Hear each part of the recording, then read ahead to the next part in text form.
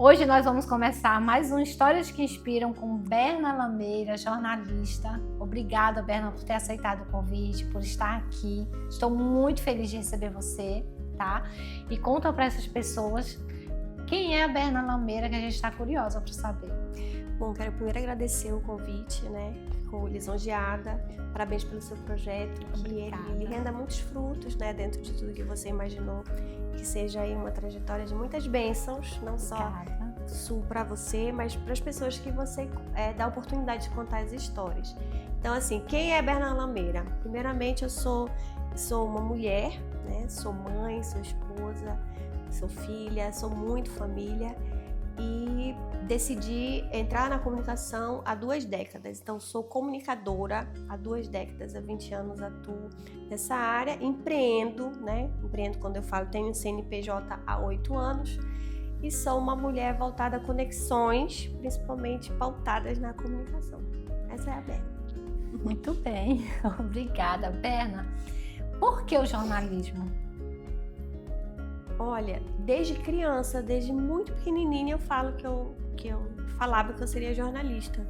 Eu não tinha referência pessoal, não tem ninguém na minha família. Agora já tem uma segunda jornalista, mas quando eu decidi não tinha jornalista. Era só o que eu via na TV, o que eu lia. Então eu sempre falei que eu seria jornalista. Acho que desde ali dos 10, 11 anos. Eu tenho diários que eu guardo, que está escrito lá que eu seria jornalista. E escolhi a comunicação, penso que já era nata, já nasceu comigo, claro. As pessoas falavam que eu era muito comunicativa desde muito pequena e eu gostava dessa área da comunicação, do escrever, do falar, tudo que é relacionado à comunicação. E aí tive a oportunidade de fazer o vestibular, passei, com 17 anos fui para Belém, fui fazer o curso de jornalismo. 20 anos de formada, não teve um dia que eu tenha me arrependido de ter escolhido essa profissão. Eu amo muito ser jornalista. Você chegou a exercer, Berna?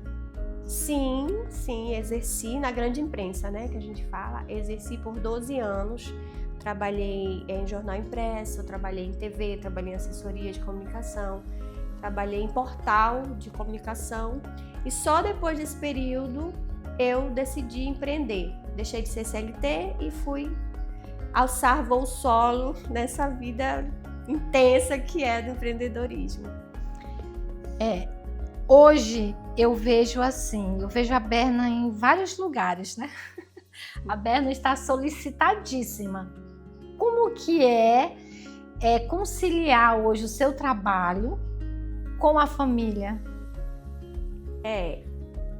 A comunicação ela está presente em todas as áreas. Então, ela é uma das áreas que você vai encontrar na esfera pública, na esfera privada, no associativismo. Então, onde tem ali uma iniciativa, você vai precisar de uma comunicação organizada, bem estruturada. Então, isso justifica o fato de eu estar em todos os lugares por causa da necessidade de se ter uma comunicação nesses lugares. E hoje, cada vez mais, eu consigo conciliar a família e o trabalho. Porque você vai conseguindo, com a maturidade, priorizar o que é importante, ser mais objetiva quando se refere a reuniões, a apresentações, você fica mais seletiva com o tipo de evento que você participa e aí você consegue valorizar ali aqueles momentos de família que, se você não observar, eles vão passar e nunca mais acontece. Posso dar exemplo de eventos escolares das crianças, né? Às vezes aniversários de entes queridos que a gente deixa de participar por compromissos profissionais e você começa a colocar numa balança. Não, isso aqui eu vou priorizar, isso aqui eu posso. Então, cada vez mais penso que eu consigo avaliar. Essa balança já foi descompensada e hoje eu penso que ela está mais equilibrada, a família com o profissional. Eu lembro de um médico que o Denison foi ortopedista, José Matos, que faleceu. O Denison chegou com a dor no pé e ele falou assim: quantos anos você tem, Denison? E o Denison tinha 39 na época. E aí ele disse: Denison, se cuida. Né? Ele falou assim: se cuida, porque o Denison estava com a dor no pé na época por falta de exercício físico. e a dor da repetição que os médicos falam, né, no pulso, porque devido ao uso do computador, Sim. do mouse, e aí ele falou algo que eu não esqueço. Ele disse, depois dos 40 anos, você passa a dar valor, a dar mais valor em buscar um filho na escola, em levar um filho para a escola. Sim. Algum tempo depois ele veio a falecer. E eu trago isso, né? Igual você falou, a gente fica mais cuidadoso com isso, com mais Sim. maturidade, com mais prioridades, priorizando mais a família. Estava conversando com uma amiga e ela falando sobre a dificuldade que ela tá ela veio de outra cidade, né? De construir novas amizades e tal, porque ela diz assim, a gente chega em uma certa idade, a gente fica mais seletivo, a gente prioriza Sim. mais a família. Então hoje as mulheres estão cada dia buscando fazer algo fora de casa, né? Uma Sim. vida profissional, empreender mais fora de casa, mas quase todas as mulheres hoje têm um filho, 2 filhos, até 3 ou mais. Então, quando eu vejo a Berna, assim, muito ativa, né? Hoje, na sua vida profissional, você é muito ativa e muito solicitada, né? E a Berna é mãe de uma adolescente e uma criança. E você consegue conciliar isso. E muitas mulheres, eu acredito, que têm o perfil da Berna, né? Esse perfil de empreender, de cuidar da família, né? O que a Berna tem para falar para essas mulheres que hoje são mães e são empreendedoras? Olha, o que eu tenho que falar para as mulheres são 2 missões lindas e desafiadoras, mas que não podem ser concorrentes, porque senão você vai se frustrar. Então, se você tentar fazer 50-50, colocar assim, não, eu vou ser tantas horas que eu me dedico, isso não existe, essa conta não vai existir. Pela idade dos filhos, né? Você também é mãe de 2 que estão em outra fase, mas eu acho que... pela idade dos filhos, ele vai te exigir mais ou menos. Então, uma empreendedora que tem um filho bebê, é lógico que realmente a balança vai ser mais materna, por conta de calendário vacinal, por conta de visitas aos médicos mais recorrentes e pela dependência de um bebê. À medida que a criança vai crescendo, você vai sentindo assim... Vai ficando mais leve, né? Vai ficando mais solto. Eu sempre digo, quando as pessoas me perguntam sobre isso, Dislane, que a agenda materna ela é imperativa. E eu tenho que colocar isso em prática sem medo. Qualquer reunião, qualquer compromisso de trabalho, se eu tenho meu filho doente, se eu tenho uma situação de urgência com um dos 2, a agenda materna ela é imperativa. E eu vou sem reclamar. Eu vou porque essa missão é única. A missão materna ela é única, você não pode delegar. A missão materna e a missão paterna. Estou falando aqui da minha parte. Então, quando você... Não é uma dica, é o que eu faço e de repente, se você, mãe, empreendedora que está me escutando, tentar aplicar isso e fizer sentido para você, eu acho que vale a pena. Então, aconteceu um acidente com seu filho na escola, você estava contando que ele ia ficar as 4 horas ali te deixar de folga. Aconteceu um acidente importante, você tem que ir à escola. Meu filho, pede as bênçãos de Deus e segue na tua missão de mãe, porque você vai ter que pegar seu filho e dar assistência para ele. A reunião, o trabalho, o relatório, o que quer que tenha, até uma venda, ela fica para depois. Então eu penso que depois que eu comecei a colocar isso, a agenda da mãe é imperativa. Então, se tem uma urgência, eu vou de boa, vou de fato feliz, Dislane, a gente fica mais assim, a gente deixa de se cobrar tanto, entendeu? Porque a agenda da empreendedora também é muito importante, mas aquele momento ali que teu filho, aquela urgência, isso ali não tem como você dizer, pode deixar para amanhã, pode deixar para daqui a um mês, não existe isso, é aquele momento, né?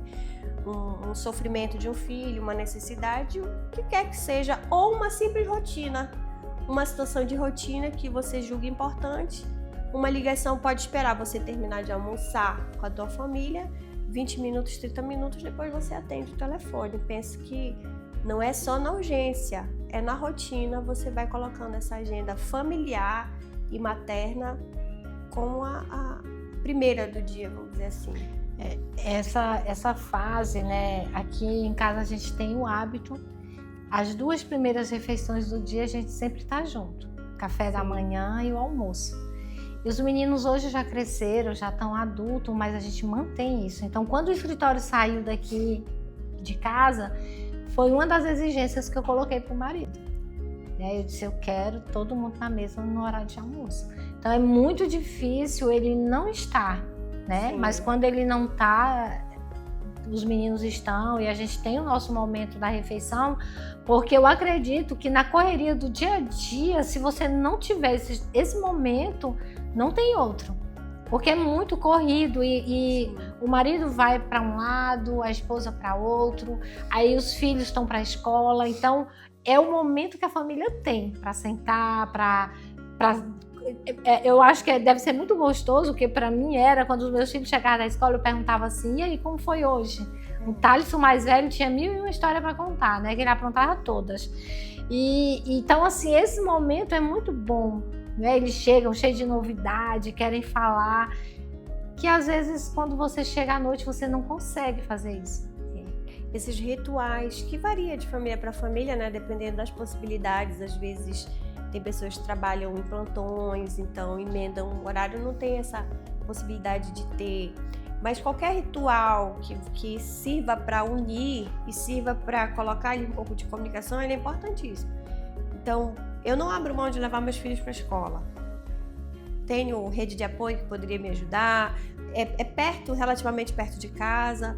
A mais velha consegue andando sem problema, mas eu faço questão de levar os dois. E como você falou, tanto na saída quanto no retorno, e aí?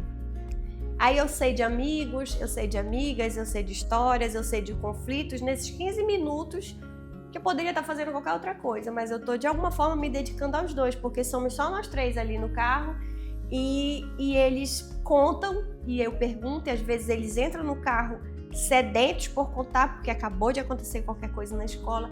Então é um momento ali rico para você se aproximar dos filhos, né? E é um momento que eu sei que vai passar, não só porque eles vão encerrar os estudos, mas porque vão crescer e aí às vezes não precisam mais da mãe para levar para a escola. E essa parte, como você já cria esse hábito, mesmo eles crescendo, eles continuam. É interessante quando os meus filhos chegam, eles foram para algum compromisso, foi jogar bola. Eu pergunto, Nicolas, e aí? O Nicolas gosta muito de bola. Como foi lá, mãe? Como foi? Aí ele fala assim, como foi, mãe? Fui jogar bola. É tudo que ele tem para me dizer, isso. Eu fui jogar bola, né? E você cria esse hábito, né? De querer saber como é que eles estão, mesmo depois que eles crescem. Não sei como vai ser quando casarem, né? Já estão falando por aí que eu vou chorar muito quando os filhos forem embora, eu quero ver. Mas no dia que você não perguntar, ele vai estranhar. Tá tudo bem, mãe? Aconteceu uma coisa? Não vão estranhar, né? Ou eles vão estranhar ou vão contar por conta própria, né? Sim. Então porque criou um hábito disso. Sim. E é gostoso ouvir como foi o dia de trabalho, ouvir como foi aquele momento que ele teve com os amigos. Eu gosto de fazer essas perguntas porque vai estreitando os laços, né? São vínculos de confiança que a gente cria com os nossos filhos. Eu gosto muito disso. Agora, voltando, Berna, hoje, olha, eu tô até inaugurando com a Berna Lameira, tá? Tô usando caderninho, roteiro e tudo, tá? Não dá para falar com jornalista de qualquer jeito. Agora eu vou perguntar sobre o Guia de Castanhal, né? Que você falou que já tem 8 anos. Como que surgiu a ideia da construção do Guia de Castanhal? Bom, o Guia de Castanhal, eu digo que é a menina dos meus olhos, porque quando eu decidi empreender no jornalismo, na comunicação, quando eu decidi que eu não ia mais trabalhar para uma ou 2 empresas, eu pensei em um produto, algo que fosse de utilidade, não só para Castanhal, para a região. Isso coincidiu com o meu retorno para Castanhal, porque eu passei de quando eu saí de Castanhal para fazer faculdade, eu passei aí mais de 10 anos fora. Então eu retornei à minha cidade natal, né, com a minha família, aí retornei com o marido, com filha, e fiquei pensando no que eu faria dentro da minha área da comunicação, porque isso é uma coisa de nunca imaginei trabalhar fora da comunicação. Qualquer projeto hoje que eu coloque em prática, se você for ver, a comunicação está ali. mesmo que não seja a jornalista, sabe? A jornalista que está botando a reportagem, a notícia. Eu não faço tanto mais isso, mas eu comunico. Então, misturou várias referências, porque o guia tem conteúdo escrito, então a jornalista está ali, mas o guia traz o marketing, que é a parte da divulgação da cidade, o guia traz uma pegada de jornalismo online, porque ele começou com foco muito no site, hoje a gente está em todas as plataformas. Ele reuniu condensar as informações de Castanhal, de turismo, eventos, serviços e o mundo empresarial em um único lugar, em uma plataforma. Então, o guia nasceu de um sonho de empreender, um sonho, como todo sonho, começa um pouco utópico, porque no início não ia entrar, e não entra na verdade. Uma das premissas do guia é não entrar nada negativo em relação à cidade, nada pejorativo, nada que desabone Castanhal e quem faz Castanhal ser o que é, nenhuma notícia negativa. Então isso é quase, no mundo de hoje, isso é uma utopia. E rentabilizar isso é mais utópico ainda, né? Então, o guia nasceu com esse propósito de ser um respiro no meio da confusão de informações, de notícias, mas ser um respiro que fale de coisas boas da nossa cidade modelo. E eu penso que muito abençoado o projeto, nós estamos 8 anos e de certa forma muito exitosos, sem sair ali do nosso eixo inicial, do nosso propósito inicial. Esse é o nosso propósito. O guia nasceu e se consolidou. E sempre quando desde quando eu conheci o guia, eu vejo que ele tem o mesmo padrão, né? Isso é muito bom. Em que momento você percebeu que o projeto tinha potencial? Olha, isso eu acho que todo empreendedor passa por isso, né? A gente lança e no outro dia a gente sabe, meu Deus, o que eu fiz? Já teve muito choro, já teve muito assim, nunca vontade de desistir, nunca, isso é fato. Porque eu sou muito assim com as minhas escolhas. Às vezes eu até demoro a escolher, decidir, mas é muito raro eu abrir mão. As minhas escolhas são assim muito centradas. Então, o guia, apesar dele não ter fugido do cerne dele editorial, mas nós precisamos nos adaptar ao longo do tempo. Então, no início ele começou com um foco muito grande no site, mas hoje nesse momento, o foco dele está maior no Instagram, por força vocês acompanham das redes sociais. Então, pode ser que nós colocamos um pouco mais de energia no Instagram, embora o site continue, a gente tem Facebook que diminui um pouco, mas continua, a gente tem o YouTube que está ali sempre com uma audiênciazinha. E hoje a gente tem canal no WhatsApp, nós temos mais capilaridade com o guia. E hoje a nossa rede principal é o Instagram neste momento. Amanhã pode ser que mude, de acordo com o mercado.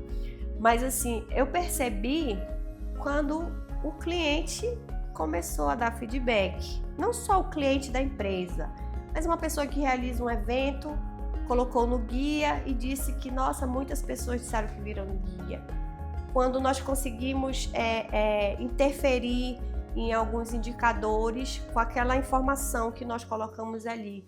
Quando nós conseguimos pautar, então eu lembro uma época que eu falava muito do shopping, quando se falava do shopping modelo ainda existia a expectativa de ter o shopping e nós tínhamos um alcance gigantesco das pessoas falando sobre aquele assunto que o guia pautou, entendeu? Uma pauta legal, interessante, porque envolve vários nichos da cidade, enfim. Então, comecei a perceber que a nossa audiência estava amadurecendo, que as pessoas estavam vendo o guia como um perfil confiável de informações, e nós sabemos que em meio a tantos fake news, a gente tem uma crise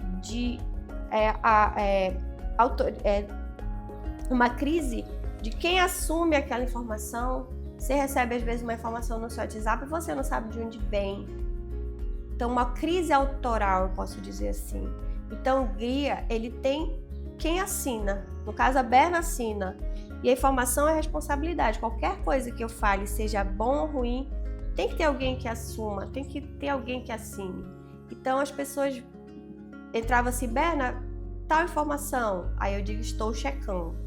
Porque se não tiver lá no guia, eu não acredito. Sabe assim, informação relacionada ao que a gente faz. Época da pandemia, Nossa audiência explodiu porque as pessoas viam no guia um portal confiável. Se a gente dissesse que estava proibido tal coisa no comércio, estava proibido. A gente não tinha essa situação de fake news. Aí eu comecei a perceber isso a partir do feedback, que não necessariamente a audiência, mas esse feedback das pessoas comentando, mandando mensagem, buscando guia. Aí eu disse, eu acho que vai dar certo. Eu acho que as pessoas compraram a ideia. Credibilidade, né? Credibilidade que não se conquista de um dia para o outro e às vezes falta-nos a paciência, né? O empreendedor quer resultados rápidos, e principalmente se a gente estiver precisando do resultado financeiro, aí mesmo que dá aquela agonia porque não está correspondendo. Mas eu percebi com isso, ali por volta dos 4 anos. Ah, nossa, demorou, mas foi quando eu bati o pé. Se eu não desistir até agora que eu não vou desistir mesmo. Muito bom. Qual foi o maior desafio que você enfrentou empreendendo? O maior desafio realmente rentabilizar, fazer a máquina girar, né? Do guia em si. Eu abri o guia, comecei o guia, mas eu não deixei de fazer meus outros projetos. E por várias vezes, pessoas próximas chegaram a dizer: tá louca, esse guia, menina, isso aí é furada. Você vai ganhar muito mais só sendo jornalista, fazendo o que você sabe fazer, entendeu? E por várias vezes eu me questionei em relação a isso. Se aquilo ali não era só é algo que eu estava insistindo, sem necessariamente ele vai me dar o retorno, né? E hoje eu falo para você, graças a Deus eu não desisti, graças a Deus eu fui com as dificuldades de empreender, mas fui. E a maior dificuldade é rentabilizar, porque assim, um projeto que você rentabiliza com a audiência, é óbvio que ele no mínimo tem que esperar a audiência maturar para você começar a cobrar o que vale aquela audiência, entendeu? E eu nunca fui atrás só de números, Gislane. Então, o guia está chegando em 30 mil seguidores. Tem pessoas que dizem assim, nossa, mas era para o guia estar muito mais. Só que o tipo de notícia, de informação que a gente veicula, não é notícia de explodir. Eu não veiculo meme, eu não veiculo entretenimento barato, eu não veiculo fofoquices e nem veiculo informações para denegrir a imagem de ninguém. Infelizmente, isso é uma análise técnica, são essas notícias que bombam, entendeu? Mas eu faço uma postagem de um evento bom na cidade e organicamente essa postagem chega em 20 mil. Organicamente, a gente impulsiona. Então, se 20 mil pessoas organicamente estão curtindo, compartilhando um conteúdo positivo, importante para a nossa economia, isso é mais importante do que eu ter 1 milhão de seguidores, mas que eles não estão comprando aquela ideia que a gente vende, entendeu? Você vai olhar as nossas postagens, não tem nada depreciativo contra a cidade. Veja bem, não é um mundo fantástico que a gente vende. O Guia de Castanhal não vende um mundo fantástico. Os problemas existem, os desafios existem, né, da cidade como todas as outras, mas tem muita coisa boa. Então, se tem um canal que vai falar dessas coisas boas, que seja o Guia. Então, a gente fala das coisas boas, das empresas maravilhosas que nós temos, dos eventos, cada vez mais eventos maravilhosos que nós temos, de Castanhal como polo de serviço. Isso é muito abençoado para a nossa cidade, porque tudo que é de serviço público, utilidade pública, Castanhal que é o polo. Se é saúde, se é segurança, se é educação, Castanhal é o polo. Castanhal que vai concentrar. Isso é muito bom, porque a gente serve como base aí para os municípios vizinhos. E a parte do turismo, que muitas pessoas falam assim, Castanhal não tem turismo, Castanhal não tem praia, Castanhal não tem isso. Castanhal realmente não tem o turismo fortalecido nesse aspecto, mas nós estamos muito próximos do nosso litoral, nós estamos muito próximos de cidades belíssimas da região.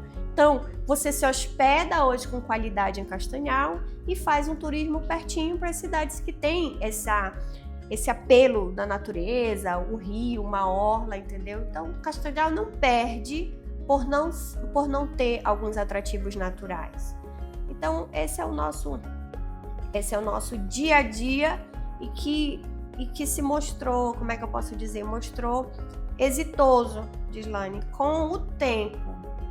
Então ali eu bati muito em porta de empresário e olha o guia e tal, você quer, mostra a tua audiência. Ah, eu tenho 2.000 seguidores, mostra o teu site. Quantos acessos por mês? Ah, 5.000. Não vou anunciar, entendeu? Então, quem trabalha com audiência, para começar, tem que ralar muito para mostrar que você tem eu quero usar um termo que é muito do Instagram, você tem, não é autoridade, Denis, me ajuda, relevância. Então, assim, você não é diferente de uma loja que você vende um produto. Eu vou vender uma roupa, tá lá a roupa. Você vai olhar, você vê a roupa, mas um serviço, você tem que mostrar relevância. Você tem que mostrar que realmente aquilo ali... E outra, que eu não tiro a razão do empresariado. Eu vou associar a minha marca a um canal que está começando agora. Então, assim, os primeiros que anunciaram comigo, anunciaram na base da amizade. Da amizade, de acreditar em mim. Entendeu? Não no guia, mas de acreditar na Berna. Não, eu vou acreditar que é um projeto da Berna e vai dar certo. Mas foi muita sola de sapato para bater na porta de empresário para convencer. E o guia hoje não dá para... A gente não imagina o guia sem a Berna. Quando fala no guia, ou melhor, quando fala na Berna, a Berna do Guia de Castanhal, não é isso? A Berna do Guia de Castanhal. Então, a gente conhece primeiro a Berna, depois o Guia de Castanhal. Berna, como é conciliar tantos projetos e responsabilidades? Tem que se organizar, tem que ser muito responsável também. Eu confesso para você que 2025 foi um ano bem intenso, porque eu, de fato, estava com muitas responsabilidades. Até síndica eu era, gente. Estava com muitas responsabilidades, mas tenho o apoio da minha família, tenho o apoio total do meu marido, né? Não posso deixar de citar, a gente não faz nada sozinho. Então eu não conseguiria, sei lá, metade do que eu faço sem o apoio do meu marido. Nós não somos sócios de negócios, nós somos sócios de vida. Ele trabalha numa área, eu atuo em outra área, mas ele está ali comigo no dia a dia. Eu não compartilho 100% dos meus desafios com ele como empreendedora, eu não compartilho. Isso é uma estratégia minha já pro lado pessoal. Mas o fato dele estar ali comigo e acreditar em mim e me dar meu espaço, às vezes eu preciso do meu espaço para, né? Isso me ajuda muito. Então, o meu sucesso se deve ao apoio da minha família, com destaque ao meu esposo, que há 16 anos está comigo e me apoia, e segura na minha mão, e me prestigia, né? Vai nos eventos que eu digo para ele. Ele diz, é importante que eu vá? Ele vai. E a organização, né? Porque se você quiser começar qualquer coisa sem a mínima organização, você talvez se comprometa, você talvez não consiga entregar, e às vezes por falta de uma organização mínima ali. Isso relacionado a tudo. Que conselho você daria para mulheres que querem buscar uma profissão, ter uma profissão? Você começou, você estudou muito cedo, né? E você tem 20 anos de profissão, mas tem muitas mulheres que hoje querem começar uma profissão, uma carreira com 30 mais, 40 mais, 50 mais. A gente vê muito isso, é uma realidade hoje. Que conselho você daria? Nossa, conselho. Porque são realidades muito diferentes, né? Cada pessoa tem a sua história. Com certeza. O primeiro conselho que eu dou de fato é não se prender a tempo e a idade. Cada pessoa tem o seu momento. Tenho colegas que se formaram depois de 30, colegas que fizeram mudança de carreira também, se encontraram em outras carreiras. É muito importante você colocar à mesa, à tua vista, o que está te levando de fato a querer essa profissão, a querer mudar, para você não se frustrar novamente, né? O que de fato te leva ali? É uma situação de rentabilidade, é uma situação de pressão, é uma situação de status, é uma situação de até modinha, ou é uma situação que vem lá de dentro, uma paixão, uma aptidão natural? É isso que eu acredito. Tudo bem que eu posso querer ser alguém, estudar muito, fazer cursos e tal, mas quando não tem uma chaminha aqui dentro, não adianta. Então, eu conheço pessoas das mais diversas profissões que falam com amor, com paixão. Às vezes aquela pessoa não tem um rendimento que você diz assim, nossa, tá rica, mas ela é tão feliz com aquilo que ela construiu, ela tá tão satisfeita e feliz com aquilo que ela entrega para a comunidade, que ela consegue, que de fato, Gislaine, isso é o que de fato importa.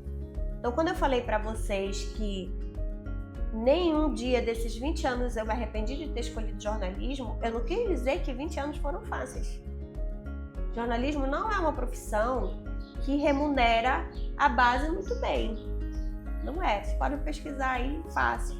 Então, mas eu nunca me baseei por isso. Eu me baseei porque eu vou atrás, eu vou fazer a minha história e eu vou conquistar o que eu quiser. E isso eu acredito.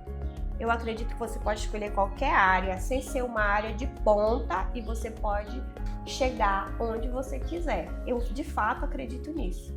E eu sou prova disso. Eu e várias outras pessoas. Então, mulher, você tem que primeiro se perguntar: por que eu quero essa profissão? Por que eu quero mudar de profissão? Colocar mesmo a mesa. E hoje, a gente tem a possibilidade, Gislaine, de na internet fazer pesquisas. Na nossa época, né, quando eu escolhi, não tinha assim a possibilidade de quanto o jornalista ganha, qual é a parte ruim do jornalismo. Era o que a gente via e tudo, né? Então, veja o que realmente você está buscando. Porque às vezes, Gislaine, a pessoa quer uma coisa, mas se ela for observar de fato, não é aquela profissão que vai entregar para ela, são outras coisas. Às vezes são ajustes. Pequenos ajustes na sua vida e ele vai te entregar o que você busca. É o que eu penso, né? Não é uma decisão fácil, não é uma decisão banal, porque você está falando do seu dia a dia, da sua vida. Se você for uma mulher que já tem uma família, você precisa pensar na sua família, né? E o quanto isso vai repercutir ou não, e o quanto isso é caro ou não para você, né? Então, uma pessoa que escolhe uma profissão que ela vai ter que tirar plantões, ela sabe que ela vai impor para a família um ritmo diferente da presença dela, né? Então, se é uma mulher, mais ainda. Então, só estou dando um exemplo, fora outros trocentos eventos. Quem trabalha na área da segurança pública, por exemplo, quando todo mundo está se divertindo, na maioria das vezes você está em escalas no interior, né? Quem trabalha aí no trânsito, quem trabalha na polícia militar, polícia civil. Então, quando você escolhe uma profissão, se você tem ou não família, você tem que pensar, sim, na repercussão na sua família, para os seus filhos.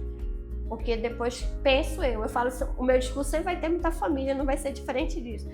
Mas depois que você se casa, que você tem filhos, você tem que pensar sempre nesse conjunto. Porque às vezes você tá super feliz ali na tua profissão, beleza, que é importante, mas a tua família tá abandonada. E a presença da mãe, da mulher, ela é muito importante numa casa, né? Ela é muito importante ali no dia a dia. Então, o conselho que eu dei, escute seu coração. Primeiramente, o que você busca para bater o martelo na sua escolha. É a minha orientação. Berna, eu queria que você falasse um pouco sobre construção de autoridade profissional. Construção de autoridade. Hoje em dia, mais do que nunca, porque tudo fica registrado, diferente de antes, né, que poucas coisas eram registradas. Era necessário ter mais seletividade para uma foto, porque você tinha, no máximo, aquela de 36 poses. Tô falando de muito tempo atrás, né, gente? A maioria não... Mas hoje não. Hoje tudo tá registrado, seja numa rede social, seja numa nuvem de alguém. Hoje é fácil de encontrar pela tua imagem. Você vai lá no banco e acha, enfim. Cada dia você tá construindo essa autoridade. Em cada conversa, em cada comentário nas redes sociais, em cada presença ou não no evento. Então, você quer primeiro ser autoridade em quê? O que você gostaria de ser reconhecido? O que você gostaria de... Se eu escutasse alguém falar de mim, como eu gostaria que falassem? Isso aí é responsabilidade sua, entendeu? Então, assim, a Berna, vamos falar da Berna. Como a Berna quer ser lembrada daqui a 10 anos, 20 anos, ou quando eu nem estiver mais por aqui. Esse adjetivo, essa frase, o que quer que seja, ela é responsabilidade minha. Essa construção é minha. E como eu vou construir isso? Através dos meus atos, através das minhas formações, através das minhas presenças ou não em projetos. Você tem que avaliar se o que você faz hoje está relacionado a essa autoridade. Porque às vezes você conversa com uma pessoa e ela te conta coisas que ela faz ou que ela acredita, não tem muita relação com a autoridade que ela quer passar. Tem pessoas que passam, você vê o Instagram, as redes sociais, você faz uma análise, você diz assim, nossa, ela é assim, assim, assim. E quando você conhece aqui o face to face, você diz, nossa, é outra pessoa, entendeu? Então, a autoridade que você vende através de uma rede social, ela precisa ser essa autoridade do dia a dia. Porque embora hoje as relações estejam muito digitais, mundo online, mas a gente ainda tem muita interação pessoal. E ainda no nosso mundo aqui, no mundo Castanhal, Pará, essas relações pessoais, para mim, elas importam mais do que as relações digitais. Elas ainda importam muito. Empregadores ainda decidem muito contratar ou não pela foto que você posta no Instagram, mas também pela forma como você se comunica, pela forma como você se veste, pela forma como você se posiciona. Então a autoridade, ela é construída, Gislane, de vários fatores, entendeu? Com os projetos que você entrega, como eu falei, com as causas que você abraça e, lógico, com a parte técnica que você vai entregar. Ah, eu quero ser uma autoridade, eu quero ser, vou dar um exemplo aqui, uma nutricionista, eu quero ser autoridade em emagrecimento de mulheres parturientes, mulheres que acabaram de ter o bebê e elas conseguem voltar rapidamente ao seu corpo. Como é que eu faço para ser autoridade nisso? Aí você tem que entregar a parte técnica da coisa.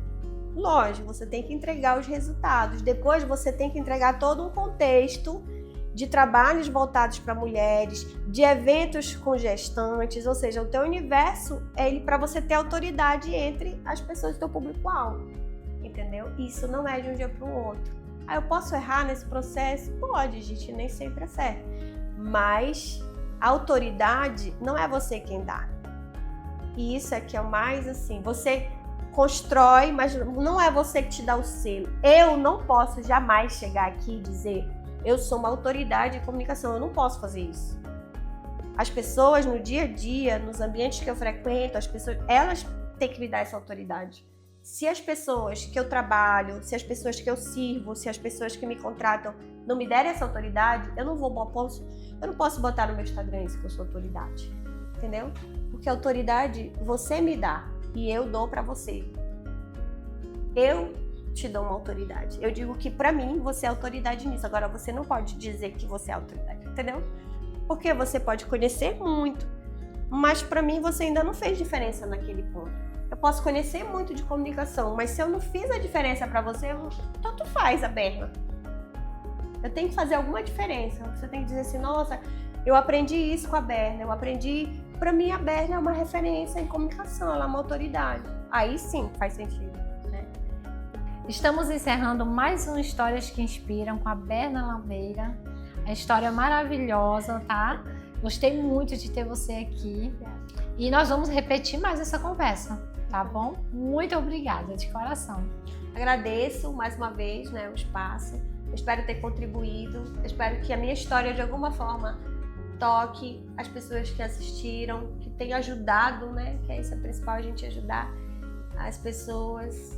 algum pontinho ali que estava e que realmente inspire. Muito feliz, obrigada, Gislane, parabéns pelo projeto. Obrigada. Palmas para nós.